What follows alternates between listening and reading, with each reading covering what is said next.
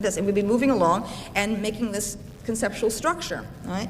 It is absolute folly in this country. It's absolutely embarrassing to me, right, that the progressive side of the political spectrum has slid into this kind of mass hysteria that makes rational discussion of anything unpopular impossible.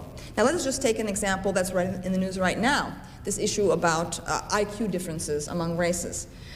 People are lamenting and saying some people, it shouldn't even be discussed at all, et cetera, et cetera. Now here is a very good example of my principle that the more you suppress speech, the more you drive issues to the right, okay?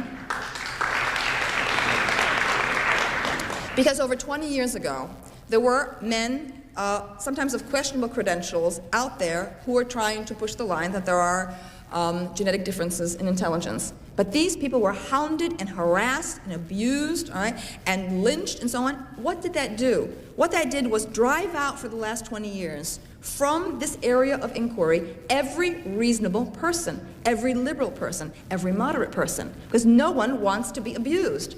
What is the end result? By the time the issue resurfaces, okay, you get the scientific information attached now to a conservative agenda, all right? So again, I appeal to America to realize that free speech, free inquiry is at the heart of any democracy. We must allow every unsavory notion to be fully aired, fully investigated.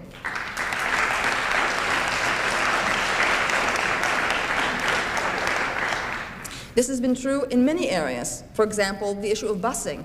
Busing was devised 25 years ago as a tool of integration of schools. I mean, a laudable ideal, obviously, for our country. But once it was set into motion, it could never be discussed again. The cultural elite, all right, the Northeastern establishment, will not permit that issue to be discussed. It does not matter that there are people in the working class below the level of the literati and the wordsmiths who dominate the literary establishment. It does not matter that the effects of busing were being felt by people who did not put that policy into effect. People put it into effect often sent their children to private schools, all right? Now, what is the result? That issue is never, ever discussed.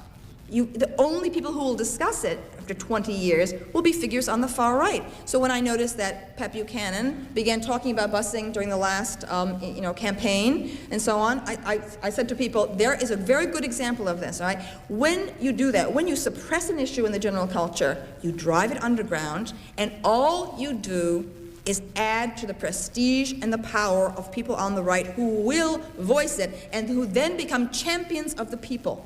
Do you understand, okay, how bad that is? We want people who are moderates, we want people who are liberals, who will speak for the people. What is leftism if it is not about the people? That's how it began, for heaven's sakes, in the last 200 years, all right?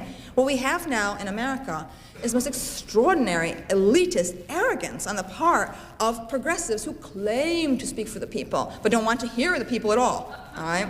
We don't want... So what I'm asking for is for even the terms left and right, liberal, conservative, to be totally rethought, and to realize how recent, historically, such terms are. They are not permanent. They were not created, in geological time. Darwin did not find any traces of them, all right, in mud flats and so on. It is possible for us to evolve beyond these sterile polarities.